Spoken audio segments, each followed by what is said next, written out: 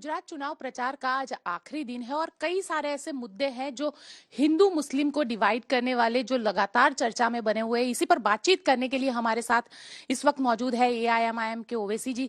Sir, एक सबसे अहम मुद्दा जो इस वक्त सामने आया है वो असम के सांसद का बयान है, जिसमें बदरुद्दीन अजमल कह रहे हैं कि हिंदू जो लोग हैं उन लोगों को 18 साल में लड़की की शादी कर देनी चाहिए।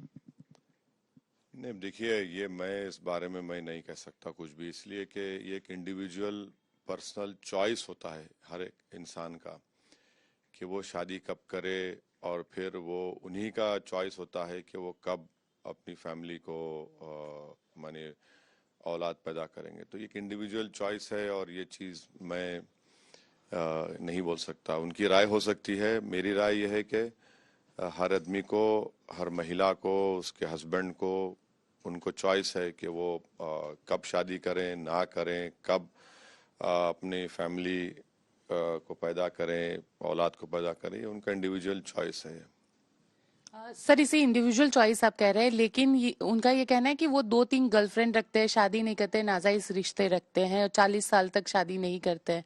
देखिए, बदरुद्दीन भाई जो बोले हैं वो वही समझा सकते हैं। मैं उनकी तरफ से कुछ नहीं बोल सकता हूँ, मगर लिव इन रिलेशनशिप तो अलाउड है इंडिया में, अलाउड हो गया, लिव इन रिलेशनशिप अलाउड है, 377 जा चुका है। तो अब ये बदरुद्दीन भाई क्यों बोले हैं, किस कंटेक्स्ट में बोले हैं, क्या उनसे सवाल किया गया था, मैं समझता हूँ कि मुझसे ज़्यादा काबिल और बेहतर हैं वो उसका जवाब दे पाएंगे। सर, आज सुप्रीम कोर्ट में भी एक मामला चला जो गोधरा में जो दंगाई थे उनको पत्थर मारने वाला मामला है, जिसमें सॉलिसिटर जनरल तुषार मेहता ने ये कहा कि जब पत्थर मारे जा रहे थे उसी वजह से वो लोग जो ट्रेन के डिब्बे में लोग थे वो बाहर नहीं आ पाए। उसको लेकर आप क्या कहेंगे? अब चुनाव है तो इसलिए 20 साल पुरानी तमाम बातों को भाजपा कोशिश कर रही है खुरेदने के लिए, निकालने के लिए। अब इंटरेस्टिंग ये रहेगा कि अब जब रिव्यू पिटिशन बिल्किस बानो ने डाला है, तो मोदी सरकार बिल्किस बानो के सपोर्ट में खड़े रहेगी या उसके रेपिस्ट के सपोर्ट में खड़े रहेगी, ये देखना पड़ेगा। सर, लेकिन साथ ही ये कहा कि ये महज पत्थरबाजी का मामला नहीं है, ये जानबूझकर की गई एक साजिश का मामला है। तो हम ये बोलेंगे कि बिल्किस बानो का मामला क्या था, बिल्किस बानो का मामला क्या था, वो तो उसको रेप किए, और आपने मोदी सरकार ने, अमित शाह साहब की मिनिस्ट्री ने उनको सीबीआई जज और सीबीआई के ओपिनियन के खिलाफ जाकर उनको छोड़ दिया। अब इसके ऊपर क्या बोलेंगे, इनको बताना चाहिए। अगर वो गोधरा की 20 साल पुरानी बात कर रहे तो वो तो जो भी मुजरिम थे, सजा भी हुई, कोई केस भी चल रहा है, बाद निकले भी हैं, मगर अभी तो बर्निंग इशू और एक जस्टिस का इशू बिल्किस बानो का है। सर, लेकिन गुजरात के चुनाव में 2002 20 साल बाद एक बार फिर मुद्दा बना और दंगों को का जिक्र हुआ। अमित शाह हो या प्रधानमंत्री नरेंद्र मोदी, कर्फ्यू नहीं लगने की बात कही कि दंगे हुए, गुजरात में दंगे होते थे, कांग्रेस का जब शासन होता था दंगे नहीं हुए क्योंकि यहाँ पे बीजेपी का शासन है। तो आपको याद होगा 2020 में जब दरियापुर असेंबली कॉन्स्टिट्यूंसी में जब कोविड चल रहा था, तो उस कॉन्स्टिट्यूंसी के अंदर वहां के एक प्रेसिडेंट कांग्रेस के एमएलए के 5-10 कदम के फासले पर पुलिस ने घुसकर वहां पर लोगों को मारा, पीटा, कर्फ्यू का माहौल पैदा कर दिया, 28 लोगों को जेल में डाला, एक 60 साल के बूढ़े को इतना मारा कि वो बेहोश हो गया था। फिर आप देखते हैं कि कर्फ्यू नहीं लगा, मगर मोरबी का ब्रिज गिरता है, 140 लोग मर जाते हैं, वो ओरवे कंपनी का और म्युनिसिपल कमिश्नर गिरफ्तार नहीं होता। खेड़ा में उन बच्चों को महज इल्जाम के ऊपर बीच चौराहे पर लाकर उनको मारा जाता है, पीटा जाता है, कर्फ्यू नहीं लगा। ये भी फैक्ट है, इसमें कौन इसको डिनाई कर सकता है। लेकिन 2002 के दंगों का जिक्र करना और वेजलपुर में जाके खुद गृह मंत्री ये कहते हैं कि आप बॉर्डर सीमा पर है और यहाँ से अगर आप चाहे तो किसी को भी अंदर नहीं आने दे सकते। मतलब कुल मिला के अगर देखें तो हर तरीके तो से एक मुस्लिम नहीं, नहीं, वेजलपुर में जो नेशनल हाईवे 8 है, मैं आज अमित शाह साहब को चैलेंज कर रहा हूं कि एमपी है वहां के, वो क्यों डिस्क्रिमिनेशन करते हैं मुस्लिम बाहुल इलाकों से, वो और उनकी सरकार। नेशनल हाईवे 8 में एक तरफ आप देख लीजिए कि वहां पर टीपी हो चुका है, हाँ, और वहां पर स्कूल है, वहां पर पार्क है, वहां पर साफ पीने का पानी है, वहां पर गंदगी नहीं है।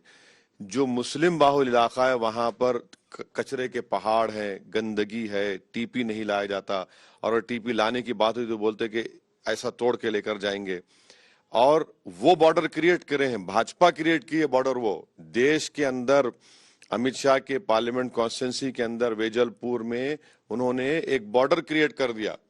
वैसा ही बॉर्डर आपको दिखेगा गोधरा में, यानी रोड अंडर ब्रिज बन गया मगर उसका उद्घाटन या इनॉग्रेशन नहीं होता क्योंकि वो मुस्लिम बाहुल इलाके से जाता है। पानी की, साफ पानी की लाइन वहां पर नहीं जाती है। तो ये भाजपा का ओपन डिस्क्रिमिनेशन है।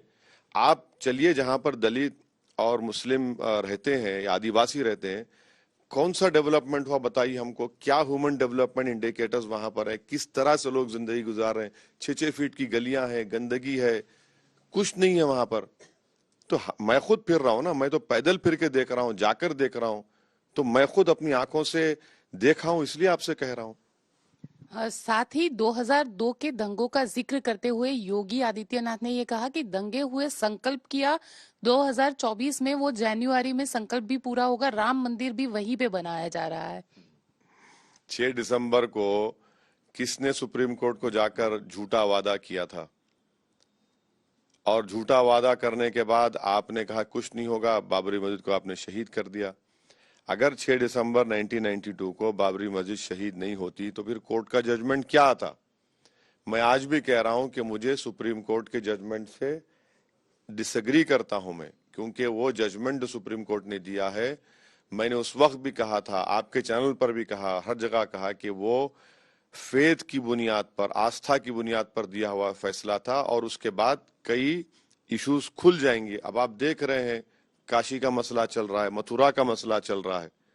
अगर 6 दिसंबर को बाबरी मस्जिद को डिमोलिश नहीं किया जाता तो कोर्ट का जजमेंट क्या आता।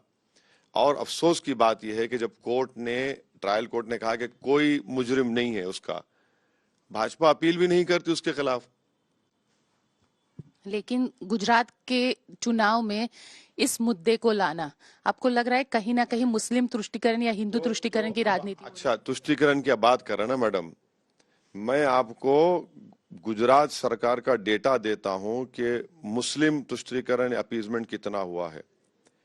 Percentage of Muslim enrolment primary school में 8.81, आबादी है 9% के ऊपर। अपर प्राइमरी एनरोलमेंट है 8.57, और जब हायर एजुकेशन मुसलमान जाता है 2.89 हो जाता है। ये अपीजमेंट कर रहे हैं आप मुसलमानों का। और गुजरात के जेलों में अंडर ट्रायल जो है 9% आबादी है मुसलमानों की, तो 19% के करीब अंडर ट्रायल जेल में मुसलमान है। एम्प्लॉयमेंट में गवर्नमेंट कितने, 1% है। कौन सा अपीजमेंट हो रहा है? आप तो बर्बाद कर रहे हैं। अपीजमेंट हुआ ही नहीं, यहां तो आप बर्बाद कर रहे हैं सिस्टमेटिकली उनको, उनके महलों को, उनकी आबादी को। आप कोई सिविक कम्युनिटीज नहीं देते, स्कूल आपने पूरे बंद कर दिए मर्जर के नाम पर। और ये डेटा क्या है फिर बताइए? ये आपका ये अपीजमेंट है या आपका फिर डिस्ट्रक्शन है एक कम्युनिटी के लिए? लेकिन प्रधानमंत्री तो ये कहते हैं सबका साथ सबका विश्वास और 20 साल भरोसा की भाजपा सरकार। हम ये डेटा दे रहे हैं ना, ये डेटा दे रहे हैं। 8.81 मुस्लिम एनरोलमेंट प्राइमरी में, अपर प्राइमरी में 8.57 और हायर एजुकेशन में 2.89। ये झूठ है क्या? आप चलकर देखिए, जितने उर्दू स्कूल्स आपने मर्जर के नाम पे बंद कर दिए।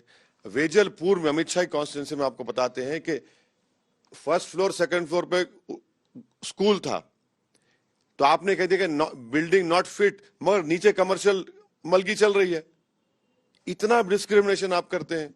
कहां का सबका साथ सबका विकास? सब झूठ है ये तो डिस्क्रिमिनेशन है जो आपने क्रिएट कर दिया यहां पर। साथ ही एक जो मुद्दा सामने आ रहा है, राहुल गांधी ने अपने बयान में ये कहा कि जय श्री राम की जगह जय सिया राम जैसे जो नारे हैं वो आरएसएस बीजेपी को लगाने चाहिए। एक छोड़िए ना, गुजरात में चुनाव हो रहा है, मध्य प्रदेश में पैदल पैदल पैदल चल रहे हैं।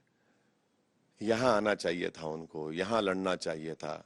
आप चले गए, आप तो वॉक ओवर दे दिए भाजपा को। यहाँ पर आप जब पार्टी के इतने बड़े लीडर हैं अपनी पार्टी के, आप यहाँ पर है ही नहीं। आप तो कांग्रेस तो मैदान छोड़ के भाग गई गुजरात से, कुछ है ही नहीं यहाँ पर उनका।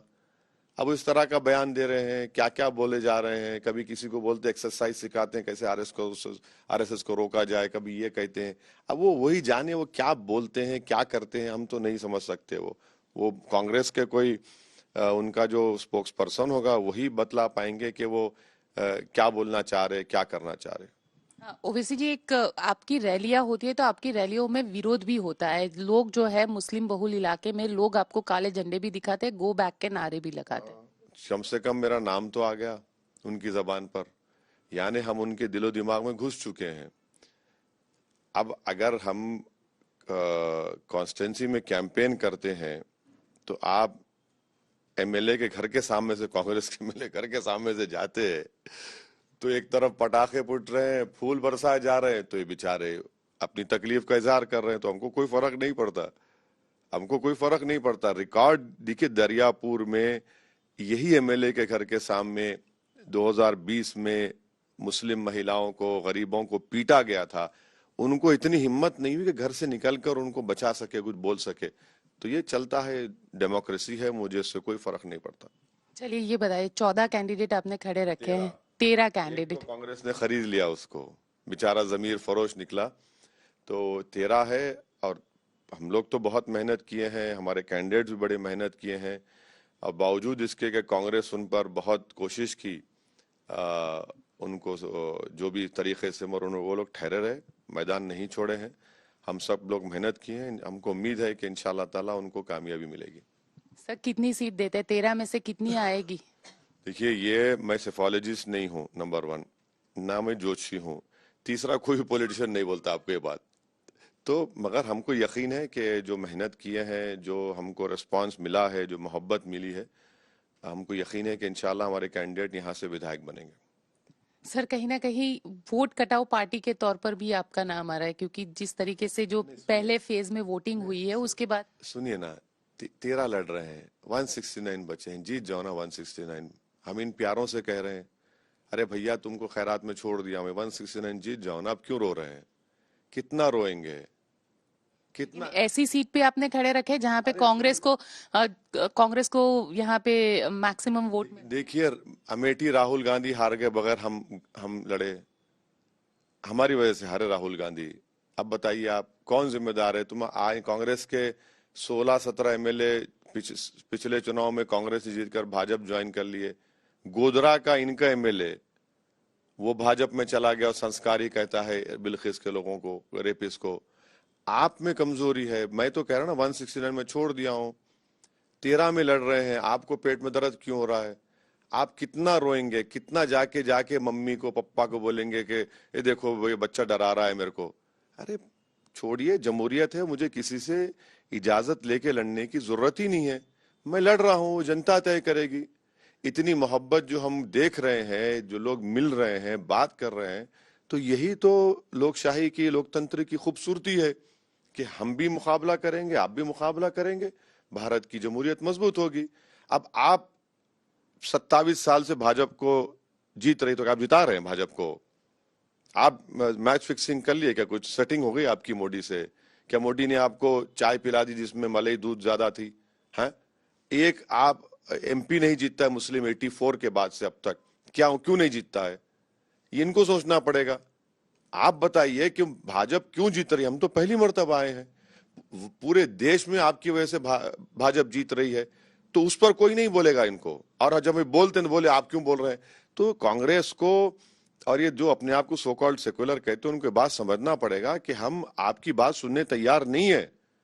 आप बराबरी की बात करेंगे, हम सुनने तैयार है। अगर आप बोलेंगे नहीं तुम नीचे आ जाओ, हमारे पीछे चलो, तो वो गया जमाना। कोई पीछे चलने वाला नहीं है, कोई आपको सुनने वाला नहीं है।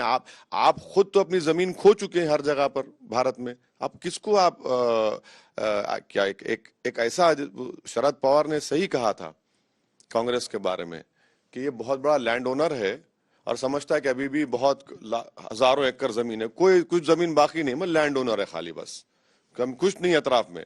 मगर वो बोलते ना, रस्सी जल गई बल नहीं गया, वो हाल गया उनका। चलिए, ये थे ओवैसी जी। शुक्रिया सर आज तक से बात करने के बहुत लिए। शुक्रिया। कैमरामैन अनिल जायसवाल के साथ गोपी घांगर, अहमदाबाद, आज तक।